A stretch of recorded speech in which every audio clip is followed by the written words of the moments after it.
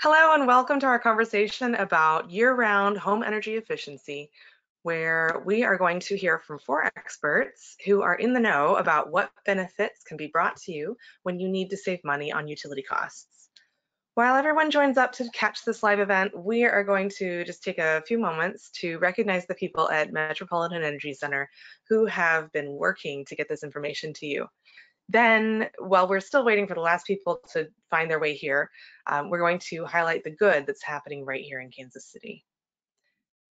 Of course, in the past week, we've had good reason, a couple of weeks, and it feels a lot better right now, but we've had a good reason to remember how important a smoothly running utility network is for our homes. We've all seen the stories in the news about the power outages that have been an inconvenience for some, but a serious health risk to others right here in Kansas City. At Metro Energy Center, seeing the results of the extreme cold weather event in Kansas City has added to our long-lived passion for making energy work better for people, for better health, better affordability, better access for all, and of course, better sustainability for our children's children. So I'd like to take a moment to thank my coworkers, Brittany Giroux, Emily Wolf, and our executive director, Kelly Gilbert, for their support of this needed webinar. And I'd like to thank all of the speakers who are appearing today for being willing to sign on a Saturday to help spread the word about utility efficiencies and why they matter. People need to know that they can do things at home to improve things, not just for their own homes, but citywide. I'm Joy Ellsworth. I'm Development Manager at Metro Energy Center. And it's my pleasure to introduce you to our first energy efficiency expert of the day, Brittany Giroux, who serves Metro Energy Center as an AmeriCorps Vista. She helps us to plan new programs that will improve people's lives in the many places where their life intersects with energy use in America. But before we hear about that, I would love to know, and I'm sure our viewers are interested to know too, Brittany, why you care about energy efficiency, just briefly before you start your presentation, and why you think other people should care about it too.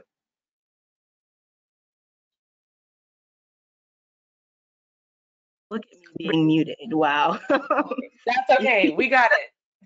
You would think so many times we've been on meetings and calls, and here we go. But yeah, good morning, everyone. My name is Brittany Giroux, and I am the AmeriCorps Vista for Metropolitan Energy Center. And one of the reasons why I think energy efficiency is so important is really about people. It's about your comfortability in your homes. It's about being able to afford your utilities. It's about being in a space that is healthy for you, air to breathe, feeling warm, feeling cool in the appropriate times. And that's something that not everybody has. And we want to make sure that you all are connected to the programs and resources that can help you get to that place. So that's kind of some of the reasons why I care about energy efficiency and utility affordability in Kansas City. I'm relatively new to the space, but I love it so far, and everyone's super cool. So I'm looking forward to continue doing this work. We're really glad to have you. Thank you. Okay, we're just giving people a couple more seconds, and then I'll probably get started then. All right.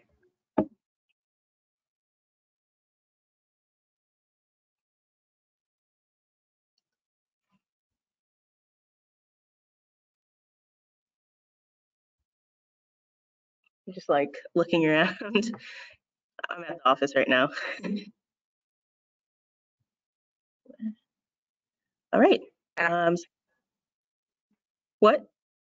I'm working from home, and of course, I'm in this meeting here, and I'm hoping you're not hearing the train that's going by my window here. Oh, no, don't hear anything. Okay, good deal. Cool. All right, we'll get started then. So,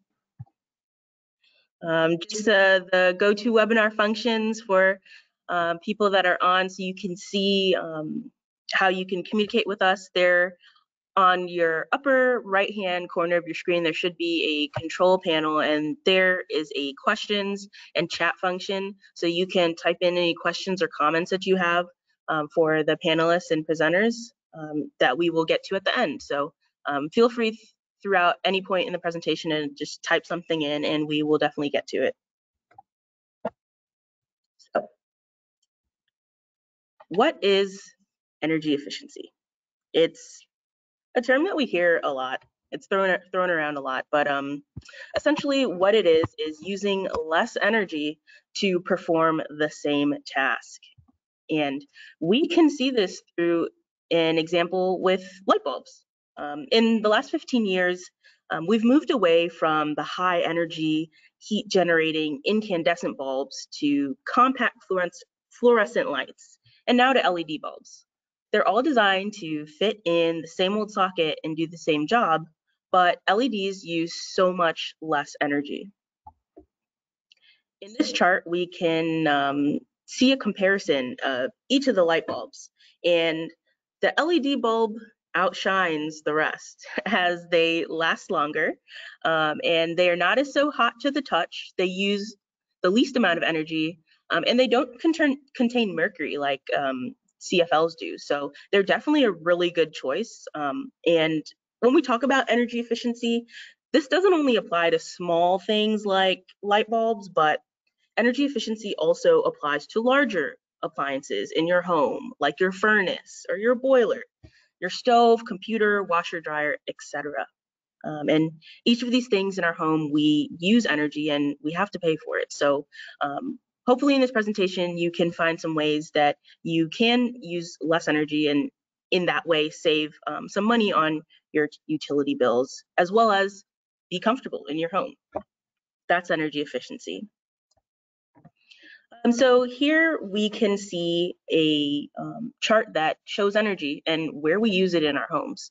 This data is from the U.S. Energy Information Administration, so it's it's the department that is in charge of collecting energy usage throughout the country, and they every few years collect information from residents and about the energy that they use and where they use it. So this is from the 2015 survey, and it shows us where essentially we're using energy in our homes. And so from here, you can see that a lot of the energy is used in heating our homes, in cooling our homes, and also for heating water. So the water you use for your showers or your baths or to wash your hands or do laundry. A lot of that energy is used for those specific uses. Now that we know a little bit about where we're using energy in our homes, we can now look into housing and utility costs. This information is from this study by the American Council for an Energy Efficient Economy, and it was used in the Kansas City 5-year housing plan. And when we talk about utilities, we really cannot forget the cost. That is so important to think about. And so here in Kansas City, among 48 metropolitan areas, Casey-Mo is ranked 7th highest for energy spending as a proportion of your household income. And that is what's called an energy burden. So basically what you're spending on your energy over what you're making in income. And so typically that's around 4.5% of your income.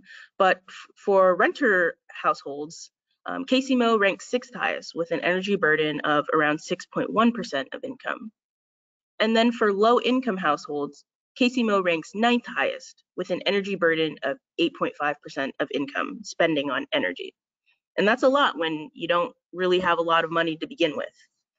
On the right-hand side, you can see the percentage of households that are cost burden. So by definition, that means spending 30% or more of your income on housing. And so you can see through the lower tiers of income, they are really, really housing cost burden. And so when you add those both up together, people are spending a lot of their money on housing and energy. And that's something that we definitely need to be addressing in the Kansas City area.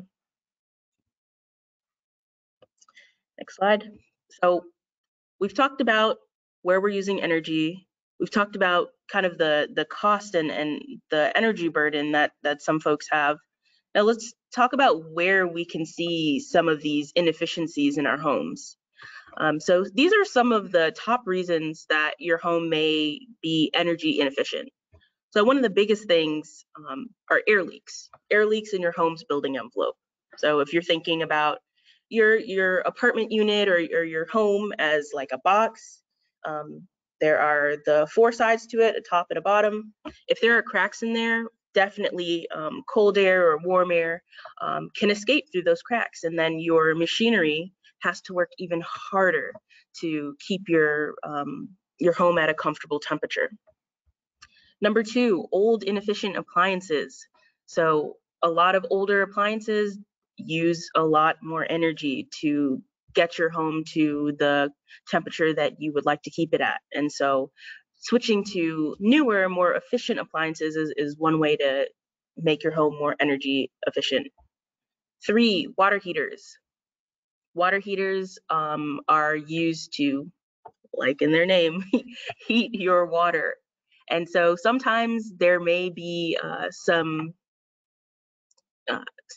escaping of air through cracks in the ducts and of your water heater. So making sure that your heater is properly insulated is another way to be energy efficient and make sure that it's not using as much energy as it would if it wasn't properly insulated. Number 4, inefficient heating and cooling practices. So, if you don't have a smart thermostat, sometimes you may be inclined, especially last week when we had that super, super cold weather, to turn your heater up to like 80, 85. Well, personally, I like cooler weather, but my mom, she loves to turn the heat up when you get the tiniest bit of cold.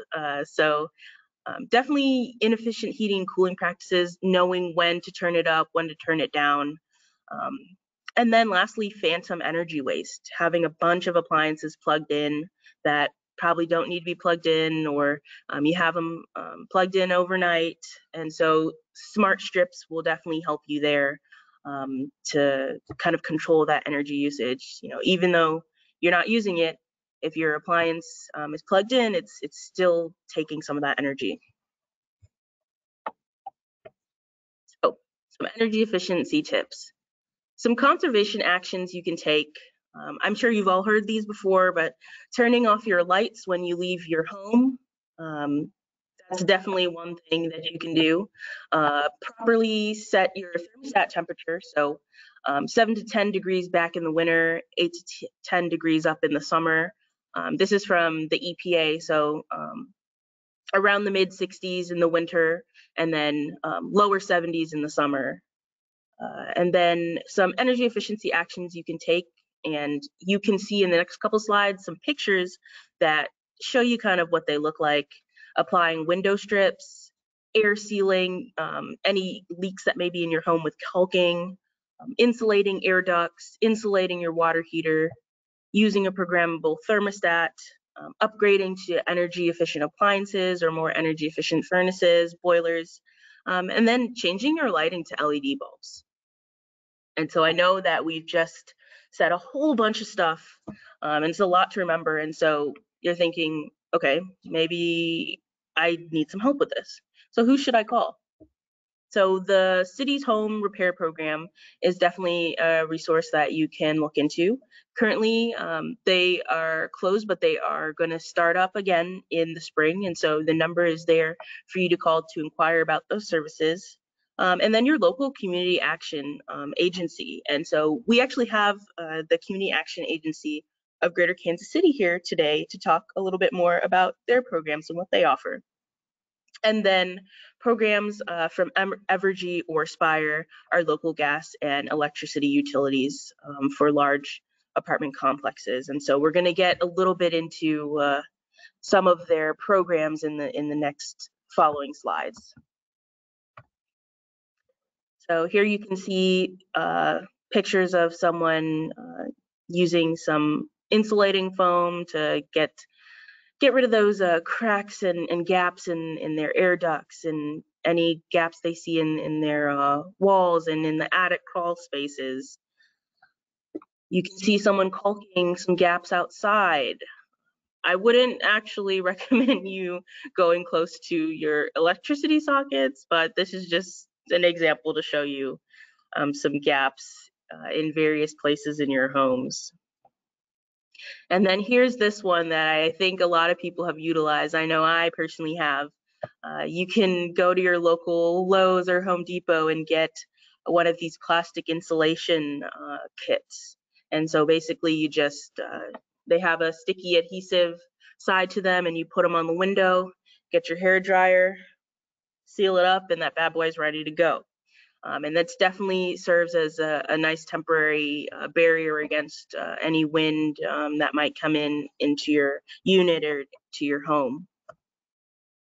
And then there are some casement, window awning, weather stripping that you can put under your windows that might have some gaps in it, or on your door that may have a crack in it, to prevent air from escaping. And so I know a lot of these tips are kind of geared towards homeowners, but what about us who are in apartments? I live in an apartment and I don't, have control over the temperature in my room. So what are some things that you can ask your landlord to make sure that you have properly functioning equipment, and that you're living in a healthy space? You can definitely start this conversation with your landlord or property management so that they're starting to think about these things if they're not already. What kind of air filters do they have? How often do they change them? Who's in charge of changing them? When was the last time they got their boilers or furnace checked? Have they received an energy audit within the last 5 years? So those are some good things to keep in mind. And then we're going to go through some of the programs that Evergy and Spire use. So I'm going to go quickly through this, but definitely with Spire's energy efficiency portfolio, they want to help you and make sure that you have access to contractors who you can trust and you can direct questions to for any improvements that you might want to make in your home.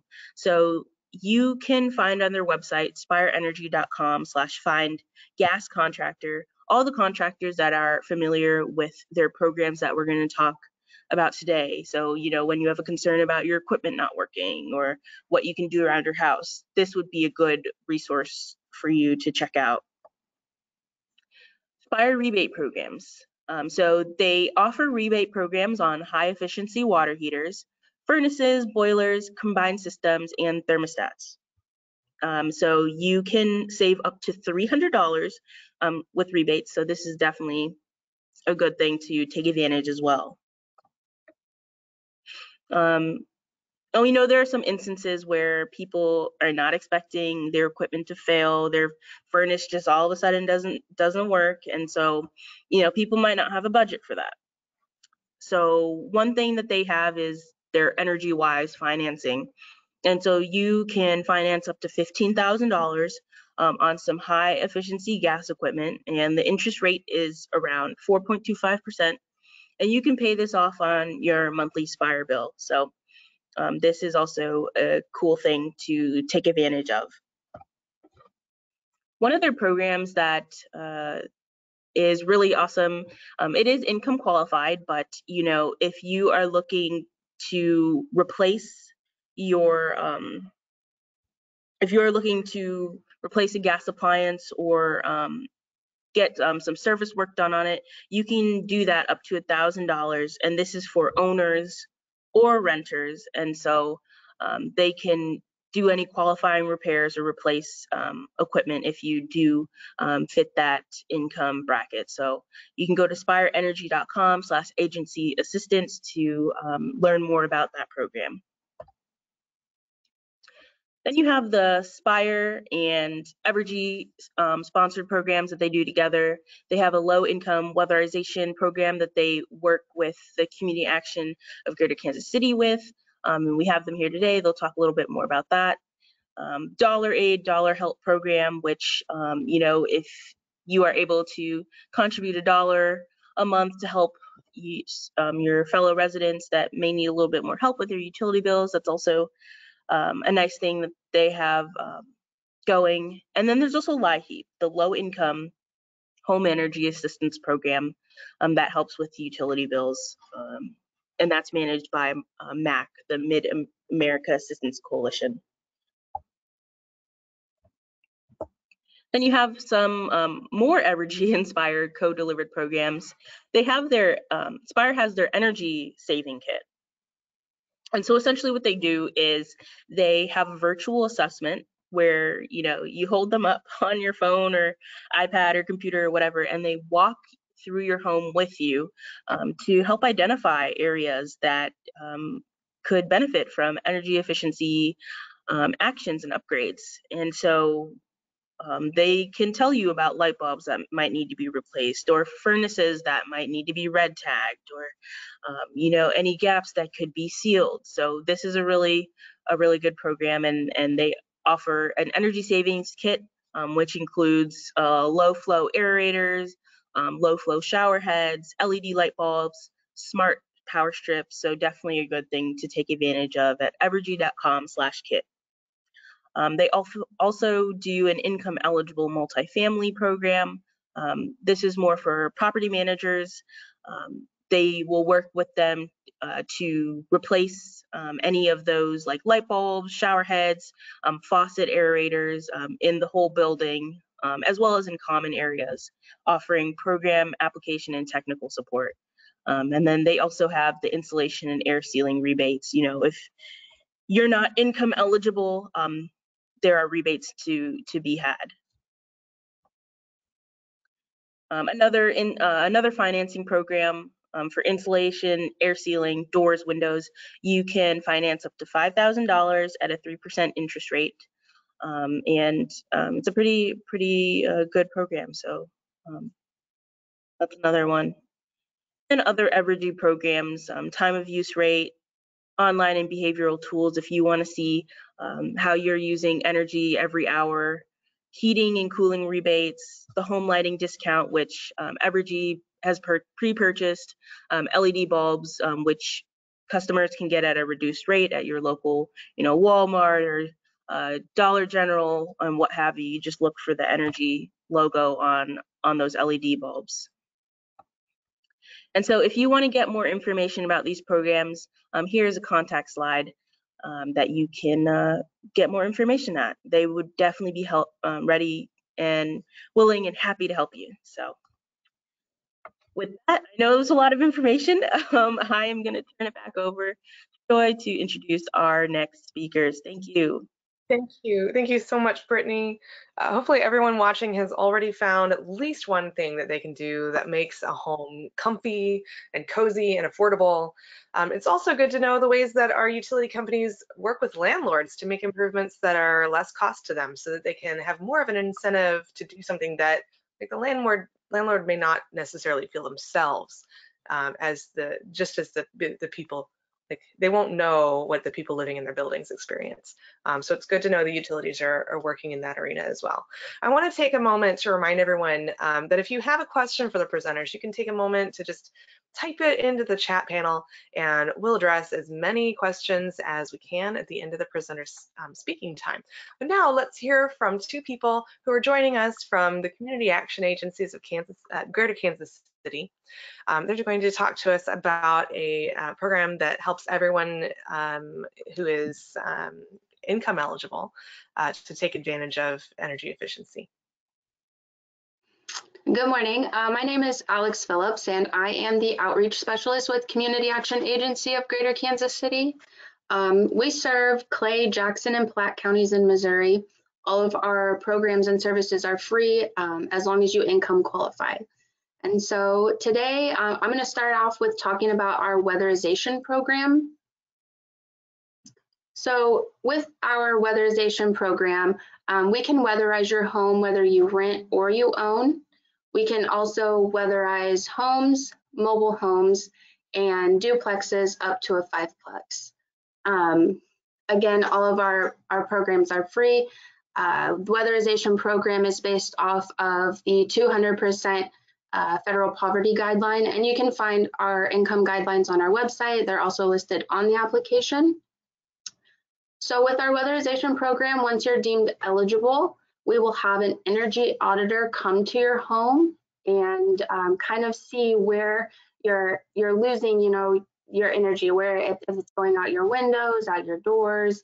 They'll do a blower door test, all kinds of tests to determine where you're losing that energy and why your utility bills are so high, because our overarching goal for this program is to make your home more energy efficient and to lower those utility bills.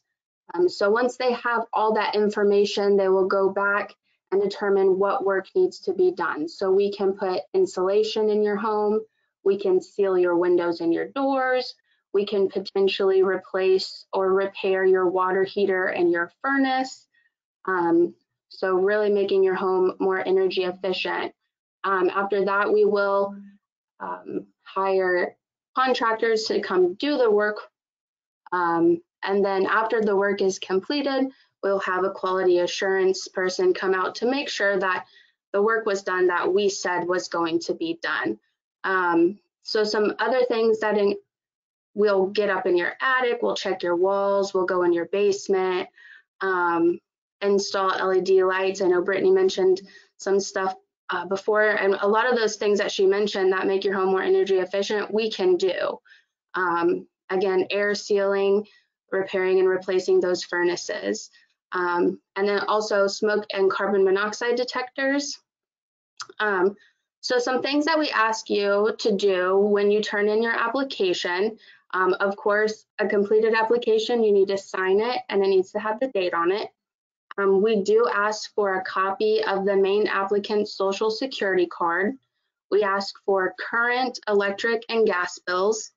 We need 3 months, up to 3 months of your income prior to the application date. So that can be your pay stubs, your social security, any income that you receive. And if you do not receive income, you can complete a zero income declaration form. If you own your home, we do need a copy of your deed as proof of ownership. And then if you are a renter, we do need your landlord's approval. So on that application, there is a form that your landlord will sign off on, approving that we can do the work in your home.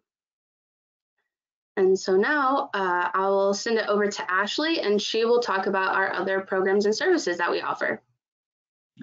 Yeah, so hi, I'm Ashley. I'm the marketing coordinator at Community Action Agency of Greater Kansas City. We also offer an array of other programs that are free.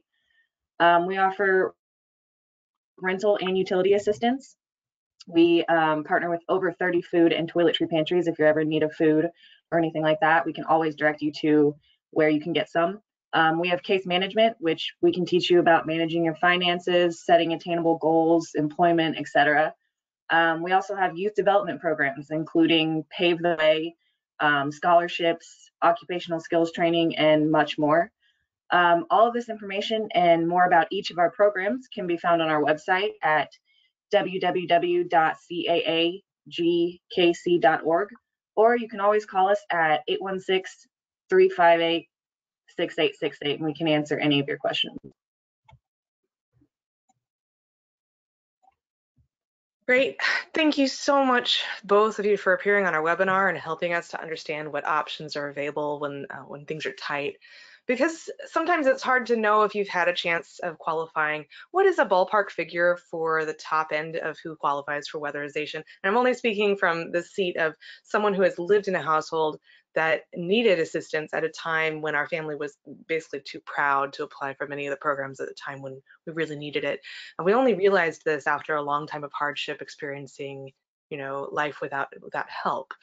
And so I wanted to ask you, how would someone know if they qualify? So our income guidelines, like I said, are on our website. I do have a number. So for instance, for a household of 4, the yearly income would be $53,000. Okay. Again, thank you so much, both of you, for coming in and speaking to us about this. Absolutely. And just one more thing. So the income guidelines did recently change. So if you know of someone who maybe didn't qualify before because they maybe made too much money, they may qualify now. So we're really encouraging everyone to kind of check those guidelines out again. Thank you so much. That is super encouraging. Now that we've all talked about the ways that we can save money on our electricity and natural gas bills and keeping our homes comfy, cozy, safe, and healthy, let's talk about one more utility bill that can trim down a little to benefit our household bottom lines: water. Now, you may be asking, why are a bunch of energy people talking about how to save on water? Well, if you are on city water, then whenever you turn on a faucet at home, then that water uses electricity. Huge pumps at KCMO Water Department facilities have to work hard to get everyone's water pumped with decent back pressure all the way from their water sources to your home. When our water home systems are leaky, that costs everyone extra money. And there are all sorts of environmental reasons why our drains don't need to be pulling down a bunch of unused water as well. Our next speaker might get into that a little bit. But first, let's hear Ben Carpenter with Bridging the Gap tell us about how we can conserve water on our own and with the help of one of Bridging the Gap's programs. Ben, are you with us?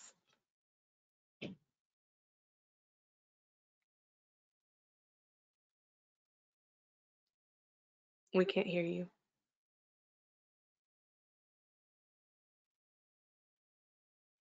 It looks like your feed is all like smooth and everything, so we have good connection.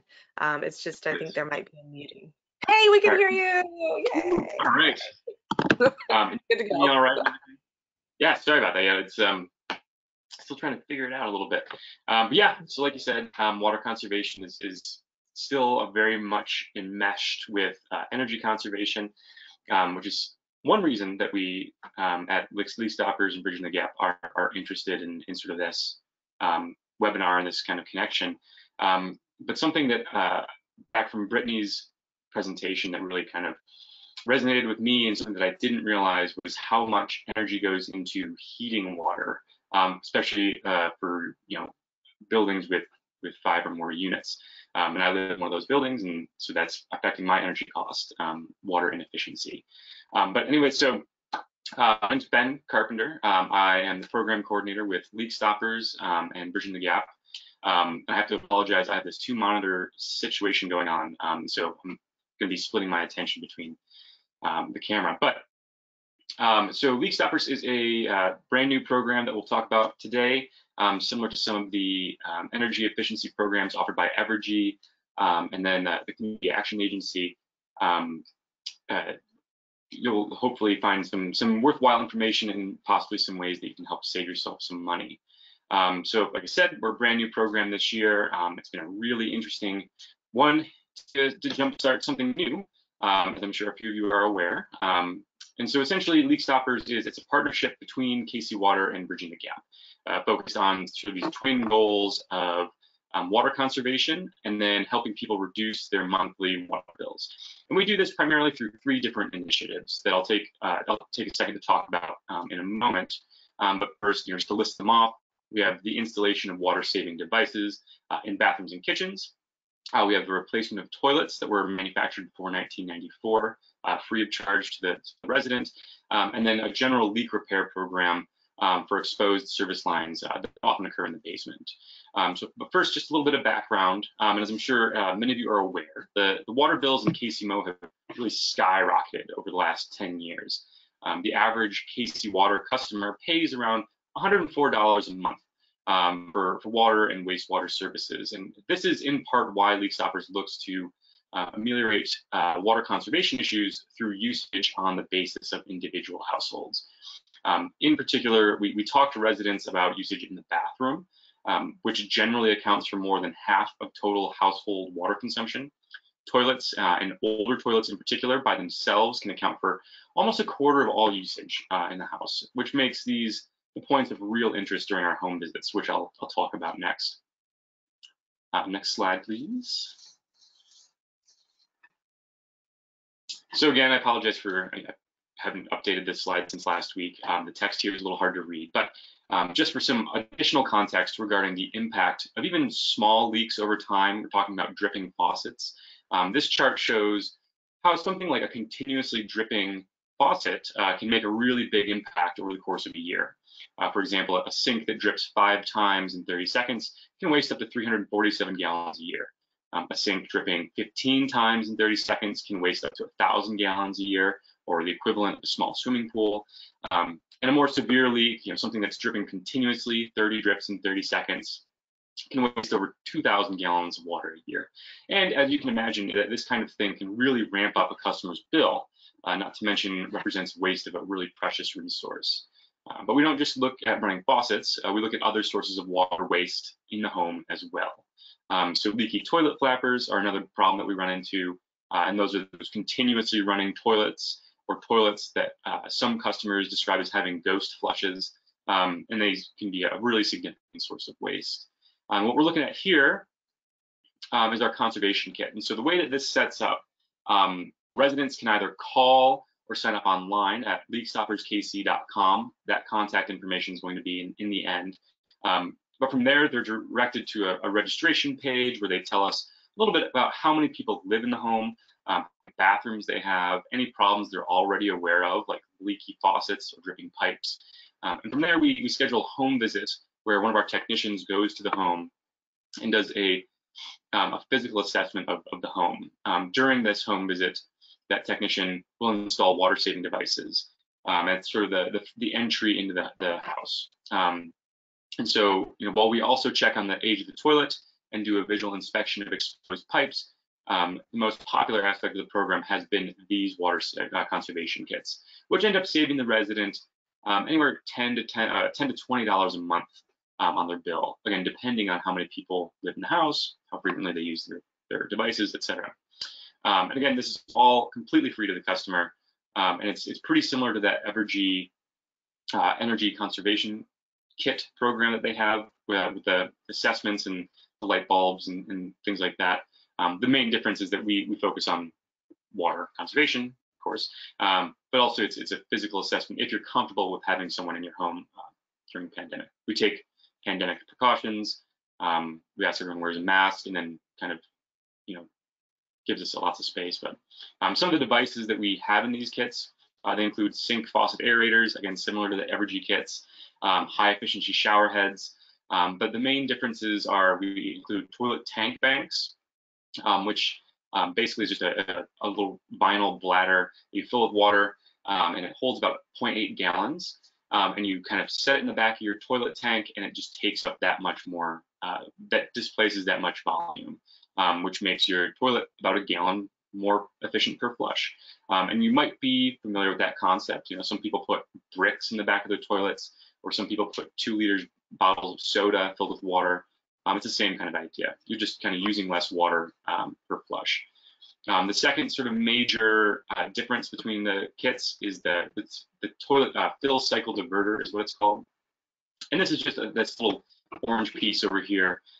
And essentially what it does is when you flush the toilet, the bowl and the tank fill at the same time, but the bowl ends up filling first, which means that the toilet will run until the tank is full. The toilet fill cycle diverter just kind of puts water back into the tank faster, which means that it's not running for as long. So, while installing the devices, we also conduct tests of the toilets to determine if the flapper is sealing properly or not.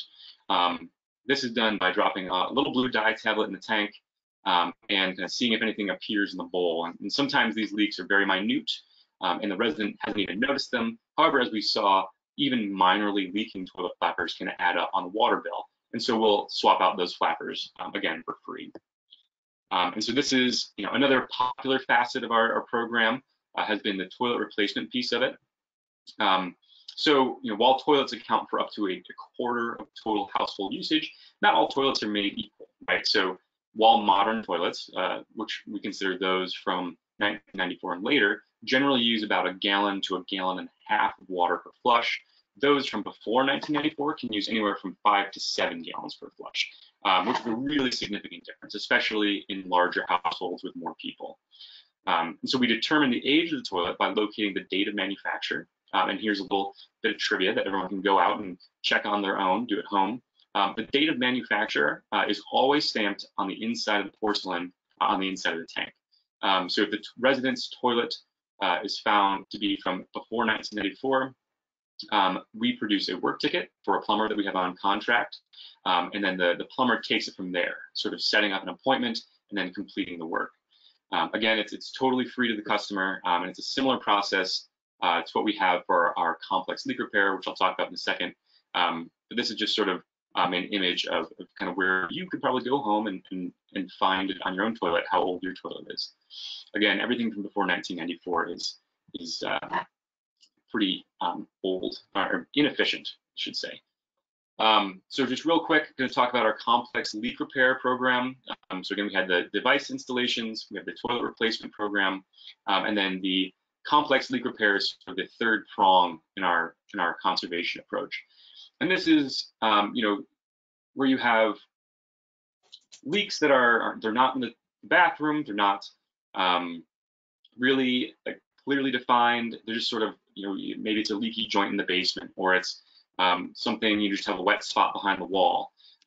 This is kind of a situation where when we're doing those initial home assessments, we take notes of it, and then we create another work ticket for the plumber, and they, come up with a second home visit where the plumber will walk through this and kind of diagnose with their professional eye about what they think the issue is. And if we're looking specifically at service lines.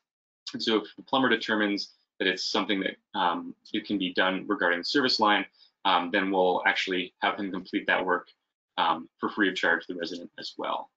And that's, again, just sort of the third prong in our conservation offerings. But that's kind of the quick little analysis and summary of leak stoppers. Again, we're a brand new program. We've had some really wild success this year, considering the different pandemic pressures that we've been under. And I think, in our conversations with Evergy and LIHEAP and Spire, and we're thinking this is going to be a really interesting and useful sort of supplement to the programs that are out there. For anybody who has any questions, or if you're interested in the program at all, this is our contact information. You can sign up at leakstopperskc.com to register to see if you're eligible. And then, my contact information is here as well. So feel free to reach out. Awesome. Thank you so much for this information, Ben. I'd like to remind everyone that just how to get their questions answered. If you have a question for one of our presenters, please type it into the questions panel at right. And while you're thinking of any questions, let's take a moment to double back on a couple of just a few other contact numbers that may have appeared before and you might need in the future, so you can take the next steps in whatever way forward would help you conserve energy in a way that's meaningful and saves you money. And if you need any of the other contact information that may not be here but was presented before and you missed it, or you want a detail, I believe all of the attendees to the webinar today are going to be receiving in your email inbox the copy of the presentation slides. But you can also visit our website, metroenergy.org/energy saving contacts, no spaces. And of course, you can always call us at Metro Energy Center. We are glad to help. And now let's take a moment and answer some of our audience questions. This is just a question for any of the panelists that lives in a home that has needed some energy efficiency measures. What steps have you taken in your own home to keep it energy efficient? Who would like to take that on? Maybe I don't know, perhaps, let's see, Ashley, would you, or Alexandria from Community Action, would you like to comment on that, about your personal experience?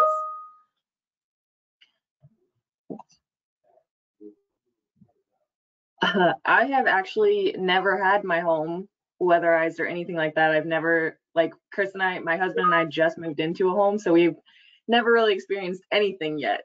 So I cannot answer that. Well, I am really good about keeping my thermostat at a pretty good temperature. I don't move it up and down a lot. A lot of times when people come over, like, it's so cold in here, I'm like, well, layer up. Like, do you have socks on? Do you have a sweatshirt on? Like, it's at a solid 65 and it stays at a solid 65. So, and because I know I have friends who just move their thermostat up and down, up and down. I'm like, that is not good. You need to stop doing that. Please stop doing that. and I think that we need to understand that there are people who have medical reasons for living at having the interior temperature being higher than 65 in the winter, and that's completely okay. And that Right. all of these measures to help our homes be more energy efficient are actually measures to help our homes be able to be at higher temperatures if they need to be without costing us an arm and a leg, right? Mm-hmm. Ben, what about you? Have you ever taken steps in your own home to keep it energy efficient? Yeah, absolutely. Again, I think the thermostat is obviously a point of interest, but I'm a huge fan of that sort of plastic over the windows. You know, even if we move in the summertime, one of the things that I try to do is make sure that our the windows are sealed. You have that sort of weatherization around the windows, and especially into the door flaps. Those breeze blockers are such nice things. I'm talking about, probably those long fabric tubes filled with rice or whatever it is, and you throw them along the base of the door to keep that draft from coming in. And then, I try to really make sure LEDs are prominent throughout the house because they're so much more efficient in that. But So like I said, what's that? Have you noticed a result in the bill, the level of energy that's going out of your wallet as a result of these changes? Well, and so I'm actually from Syracuse, New York. Well, I've lived in Syracuse, New York. I'm from upstate New York, and so those really cold winters, it's a dramatic difference. I mean, of like $80 even once you put that plastic on the windows, once you put the weatherization around the doors. It really makes a difference. I've never owned a home, so I can't speak to the other sort of techniques that we've talked about today, but yeah. Awesome. Okay, that is awesome. As we close out this webinar, I'd like to thank all of our guest speakers for bringing such valuable insight to our gathering. And if any of our viewers, if you are interested in taking action to help improve the way that everyone accesses clean energy, reach out to me at Metro Energy Center. My information is on the screen here, and I would love to hear from you if you are interested in volunteering your time and efforts in support of what we do at Metro Energy Center. I think especially in this time where safe action needs to be taken to make the world into a better place, you may feel led to volunteer with one of the other organizations that are featured on today's broadcast. Please reach out to any one of them and let's all make the world a better place together. Thank you so much for attending this conversation, and stay healthy, stay safe, and keep on caring, KC. Have a great weekend, everyone. Thanks everyone for joining. Bye. Yeah.